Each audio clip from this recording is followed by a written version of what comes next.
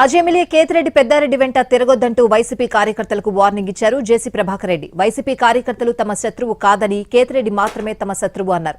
గత ప్రభుత్వంలో తమపై కేసులు పెట్టి వేధించినా తాము లీగల్ గానే వెళ్తున్నామన్నారు. కేతిరెడ్డి ఇళ్లు నిబంధనలకు వ్యతిరేకంగా కట్టిందని ఆరోపించారు ప్రభాకర్ రెడ్డి. మంచిది కాదు, ఎట్లంటే కొట్టకూడదు. ఇల్లు మొత్తం రిజిస్ట్రేషన్ తప్పు, ప్లాన్ లేదు, అయినా కానీ లీగల్ గా పోతున్నా. ఈ పొద్దు ఎవరెవరు వచ్చినారు, దగ్గర కొన్ని ఫోటోలు ఉన్నాయి. మా కార్యకర్తలు ఏమంటారు, మేము తొందరలో వస్తాం, రఫా రఫా రఫా రఫా, మేము జైలు కట్టేయాలి. వద్ద నుంచి రఫా రఫా రఫా అని వాడి కోసం వచ్చిన మాకు వేరే వాళ్ళకి అవసరం లేదు. చూడండి మా కార్యకర్తలు ఎలా ఉన్నారో చూపిస్తాం.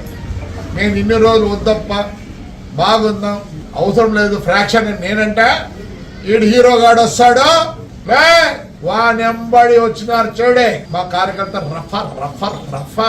ఏం చేస్తారా, మేమే సరెండర్ అవుతామంటున్నారు, మేమే సరెండర్ అవుతామంటున్నారు.